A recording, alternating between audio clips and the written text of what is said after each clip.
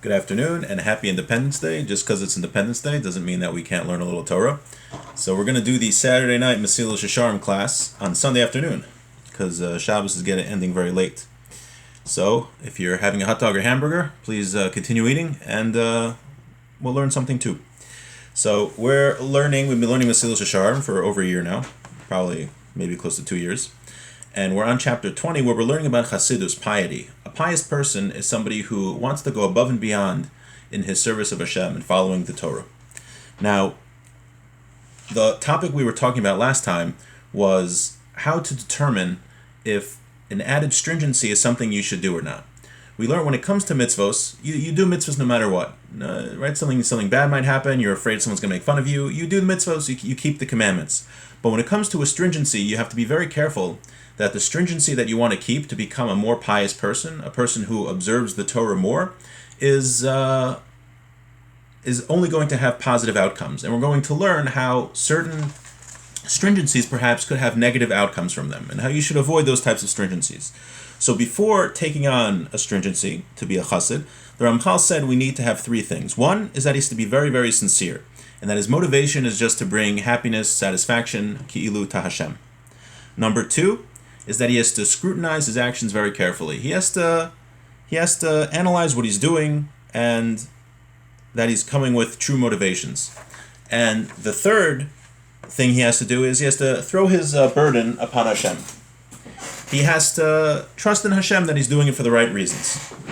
And where we left off last time, meaning trust in Hashem that it'll be a positive thing for him to take on this added stringency, this added element of chassidus, of piety. So we're going to learn now, we're in the middle of discussing, we'll go back a little bit, of how certain acts of piety actually brought terrible repercussions, how bad things happen when people took acts of piety that they weren't supposed to. Because everything we do has to be thought out, has to be making sure we're doing it for the right reasons and that it's the appropriate situation to be doing something. So right now we're in the middle of the 3 weeks when we mourn for the destruction of the two temples in Jerusalem. So we're going to learn now a famous story how an act of misplaced piety actually led to the destruction of the temple. Says the Ramchal, we're on the Art Scroll English version, we're on page 420 in the middle of chapter 20. The second temple was destroyed because of piety that wasn't weighed properly. It wasn't analyzed if that was something appropriate that they should be doing. But Ma'aseh the Bar Kamsa, in the story of Bar Kamsa, so we know that the story of Bar Kamsa, there was a fellow, he had a meal, he had a party, and he had a friend named Kamsa, and he sent his messenger to invite Kamsa, but by mistake, the messenger invited Bar Kamsa, his arch nemesis. So Bar Kamsa comes to the party, and this guy says, "Hey, get out of here! You weren't invited. You're my enemy." And he says, "Come on, I'll pay for my meal." He says, "No." He says, "Don't embarrass me. I'll pay for half the entire affair." He says, "No, I'll pay for the whole meal, the whole affair." He said, "No, get out of here." And this Bar Kamsa was very upset, and he was upset there were rabbis there that didn't protest. So what did he do? He went and he went to Rome, went to the Caesar, and he said, "The Jews are rebelling against you, and I'll prove it to you. Offer a sacrifice, and when you offer this sacrifice, you'll see that the Jews aren't going to accept it." So what did Bar Kamsa do? He brought this sacrifice from Rome to Jerusalem, and he put a little blemish in the sacrifice on his way. So the halacha is that you can't bring a sacrifice in the temple that has a blemish. So Bar Kamsa, though, was playing this trick. He wanted the Jews not to bring the sacrifice so that Caesar would destroy the temple. So let's see what happened. So Savar Rabbanan Lekrove, the rabbis thought we should bring the sacrifice. We don't want to anger Caesar. Armalahu Rabbi Zechariah ben of Kolos. Rabbi Zechariah ben of Kolos said, "Yom Rabale Mumin Krevim L'Gamim Mizbech." They're going to say, if we do that, people are going to say that you're allowed to bring blemished sacrifices on the altar. Savar Lemiktale. So the rabbis thought maybe we should kill Bar Kamsa, right? Bar Kamsa here is trying to destroy the temple. He's trying to put Jewish lives in danger. Maybe we should kill him. Armalahu Rabbi Zechariah ben of Kolos. Rabbi Zechariah ben of Kolos said, "Yomru Meitel Mum B'Kach Miharek." People are going to say then that if you put a blemish in a sacrifice, that you deserve to be killed. So benkach ubenkach halachos orash v'hilshenes Yisrael. So what did he do? They didn't bring the sacrifice, and they didn't kill him. So he went and he lied about the Jewish people, that the Jewish people are rebelling. Caesar came and destroyed Jerusalem. V'humasha Amar Rabbi Yochanan al Zeh. This is what Rabbi Yochanan said on this. On Vanusasa Shel Rabbi Zechariah Hechriva Es Beisenu V'Sarfa Es Echalenu V'Higlisanu L'Bein Ha'umos. Due to the humility of Rabbi Zechariah, our temple was destroyed, our Heichal was burnt, and we were exiled amongst the nations. When you're deciding, you see from the story, when you're deciding whether to take an observance of Chasidus, of piety, you can't just judge it based on the here and now. You have to determine what are the possible results, what are the possible things that could come out from this action I'm going to take. Hasio Aprisha. What's better for me to do? Should I do this act of piety or should I desist from it? We see because of Reb Zechariah ben Avkolos, he thought he was being, I'm going to be very pious. We're going to follow the law to the T. And in that case, because they did that, the temple was destroyed and the Jewish people exiled. Hine HaTorah Tzivsa, the Torah says, here's an example. It says in Leviticus, you should rebuke your friend. If you see your friend doing something wrong, you have to rebuke him. Tell him, you shouldn't be doing that. However,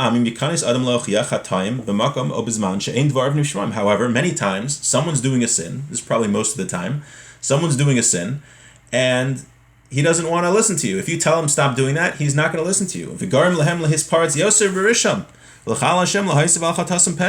In fact, sometimes if someone's doing a sin and you tell him you shouldn't be doing that, he's just going to do it more and say, oh yeah, I shouldn't do it, and he just does more and more sins.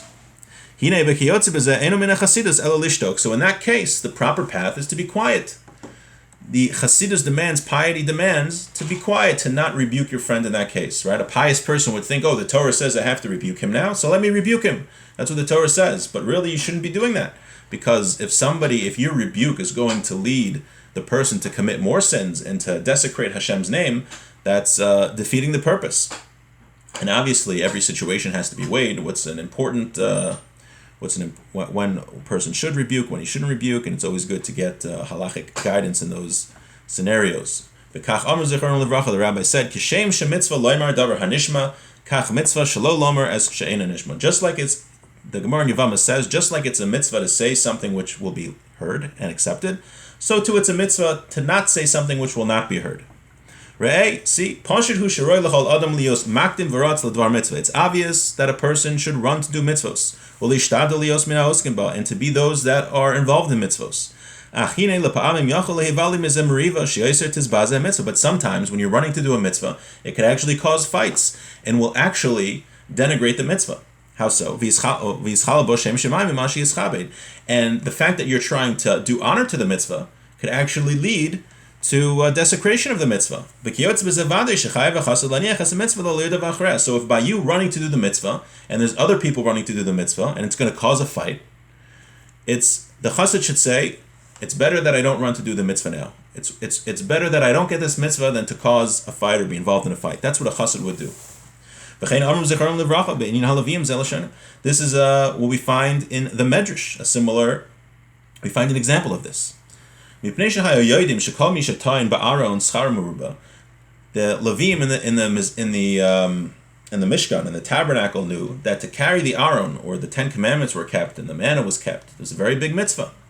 So they would all run to go carry the Aron. And they get a lot of reward. So what would they do? Everyone's running to carry the Aron, to carry the Ark of the Covenant. And instead, what would happen? The table, the holy table, the menorah, the altars, no one was left to carry them because they were all running to carry the Ark of the Covenant.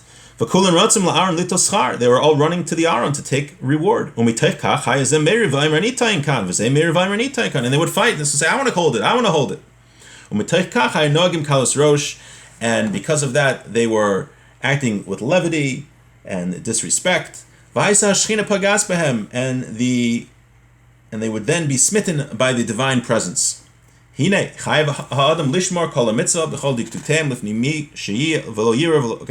so you see here an example where everyone was running to do a mitzvah. You think, it's a big mitzvah to carry the Aron. So all the Levim are running, and meanwhile, no one's there to carry the shulchan, the mizbeach, and all the other holy items in the ark. And not only that, they started fighting about it. So, right, you have this time, many times in shul. You could have everyone wants to do a certain mitzvah, everyone wants to do a certain thing, and because of that, you start fighting. You have people fighting maybe over bidding over aliyahs and getting angry at each other. Chas v'shalom, God forbid. I've never seen this, but it could happen.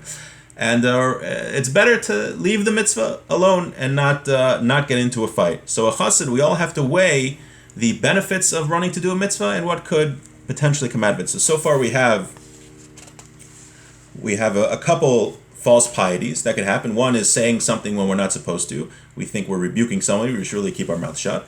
And we have another time running to do a mitzvah, how that could possibly lead to fights. So Hinei chayav adam lishmor kol mitzvah b'chol diktukteim diktukayim lifnei mishiyeh v'lo yireh v'lo yevish. It says, well, now so far when it comes to mitzvahs themselves, actual commandments, the actual 630 commandments and the rabbinic commandments, a person has to observe them in all of their aspects and not be afraid of anybody and not be intimidated by anybody. It says, in front of kings, I won't be afraid. Meaning, even in front of a ruler, a mighty ruler, I'm still going to fulfill the commandments. It says, be bold as a leopard. We shouldn't be embarrassed when we're in the airport davening mincha, and people are looking at us funny. We shouldn't care. I'm serving Hashem. I'm proud to serve Hashem. I shouldn't care what anyone else has to say. But this also needs distinction. He calls the Nemar al Gufei mitzvah shechayav v'nanachnu behem chayv v'gemura shebehem yasim panav kechalamish. When is that talking about that I should observe the mitzvahs as much as possible and not be afraid of anybody? That's when it comes to the actual mitzvahs. I should be as unyielding as flint. I should be bold like a leopard. When it comes to the 613 commandments, however,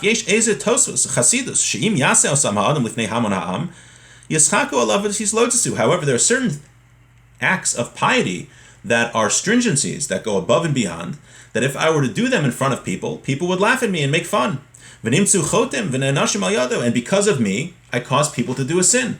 I'm, let's say, doing something which appears funny, but it's just an act of piety, and because of that, people made fun. Really, what he should have done is not do those things in front of people. Because it's not a requirement. So in that situation, it's for sure better that a chassid should cease and desist and not do that action. That's what it says. You should be humble, you should be modest when you walk with your God. Meaning, and many great pious people would not practice their pious rituals in front of the common people, because it looks arrogant. It looks arrogant. So, for sure, a person can be pious and do acts of piety, but pious people, very often, what they're supposed to do is to do it privately. Do these acts of piety privately. I know a very holy man, and he does certain pious things, but he does it privately. Nobody knows about it. He doesn't do it in public. Because, for a couple reasons. One, when you do it in public, it makes you look arrogant. Oh, you think you're better than everybody else. You have to take on this stringency in front of everyone else. And also, it could cause people to make fun. You don't want people to make fun of the Torah. Some less learned people will mock these stringencies and they don't understand where they're coming from. Now, important caveat here. It's important to know what's a stringency and what's the actual law. Because when it comes to the actual law, the actual halacha, you follow it no matter what, no matter who's making fun of you. Unless you're in like mortal danger or something like that. But stringencies, that's that you shouldn't do, in front of certain stringencies in front of people. Obviously every case is different, and it depends. Okay, so let's continue. Kol shel davar. This is the principle. Kol mashehu ikari b'mitzvah. Anything which is an actual mitzvah, yaseh lifnei kol malag. You should do in front of anyone, no matter if they're making fun of you or not. U'mashe'eno ikari v'hu garim sok v'hidol. But what's not a main part of a mitzvah, it's just an addition, and it's going to cause people to make fun of you. Lo yaseh, you shouldn't do it. Nimsei solamad she'abal is chassid chasidus emiti tzarich sheishkol kol ma'asav lefi hatoldos hanimshachos mehem. We find that a chassid who's trying to do pious actions, he should judge based on all the effects that are going to come out of his action. And according to the circumstances of that time, it depends who the people are around, what the thing is you're trying to do, and the place, right? Everything is different. Maybe you could do one stringency in one place, they won't make fun, but in another place they would make fun. And if by not doing the stringency, that will cause more of a sanctification of God's name and make Hashem more pleased, then don't do it. Cease and desist. But you have to know, that's why a chassid has to know the effects of any action of piety that he's going to take on. So again, when it comes to a mitzvah that's actually in the Torah or a rabbinic mitzvah, whatever it is, you do it no matter who's going to make fun. That doesn't matter. But when it comes to an act of piety, if people are going to make fun or it's going to look like arrogant, it's going to look arrogant to do it, then you don't do it. Or you might, because the whole goal here isn't to make myself feel good spiritually. That's not the goal here. The whole goal here is to sanctify Hashem's name. So by me doing an act of piety is going to cause people to make fun. That's not sanctifying Hashem's name. So that's the goal, is to make Hi'ilu Hashem happy, to sanctify His name. Okay, so because some actions, they could look good, but what's going to come out of them is bad. Or one action could be bad, or what could come out of it could be good. Everything is based on what comes out of the actions, the results which come out of it. And these things can only be figured out by somebody who has an understanding heart and a proper seichel, proper intellect. It's impossible to obviously explain all the details in this because there's no end to them. Hashem should give us wisdom. So again, anytime it comes to one of these things, a person has to be deliberate and think out. And I'll just add, it's always good to speak to a rabbinic authority if taking on new pious practice is good. And so let's conclude. We're going to bring another example of how doing something pious was a mistake. The story of Rabbi Tarfon will prove it. So there was a debate between Beis Hillel and Beis Shammai when we say the evening Shema. Beis Shammai holds you should lean. When you say the evening Shema, Beis Hillel holds you don't lean. So you might notice that we paskin like Beis Hillel. That's why we don't lean when we say the evening Shema. But what did Rabbi Tarfon do? He was stringent to lean like Beis Shammai. They said to him, you really would have been deserving had certain bandits attacked you because you didn't do like Beis Hillel. Now, what was wrong with doing like Beis Shammai? He was just being stringent. So, even though he was being stringent, right?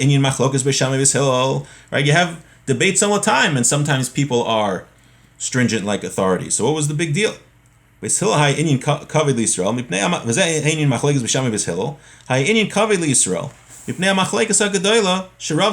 was a very serious issue because there was a big debate between Beis Shammai and Beis Hillel.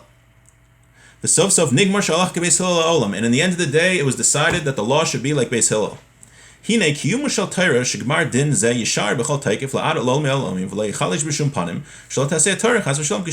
that was decided for all time, that the law should be like Beis Hillel, because so in order that there shouldn't be two Torahs, right? If you had one group of Jews going like Beis Hillel and one group of Jews going like Beis Shammai, then it would look like there were two Torahs in the Jewish people. So it was very important that it was decided, and it was decided like Beis Hillel, and that's what who the halacha was like.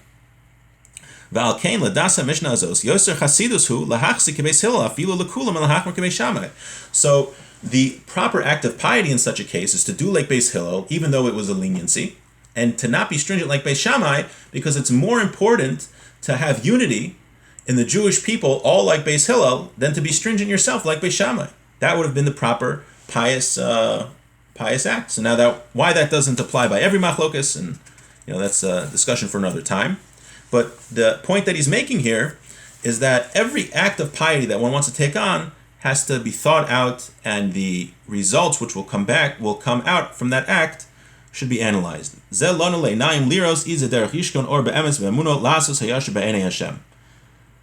this should serve as a lesson to set as a guide on the path where the light dwells, truthfully and faithfully to do what is straight in the eyes of Hashem. And with that, we finish chapter 20. And next week, God willing, we're going to start talking about, we'll start chapter 21. We've been learning about Chassidus for many months of piety. And the next chapter is going to be, how does one acquire Chassidus? How does one become a person that strives to please Hashem in every aspect of his life and to go above and beyond the call of duty? And with that, happy Independence Day, and enjoy your hamburgers and hot dogs, and I have to find out how many hot dogs were eaten at Coney Island today. Have a good day.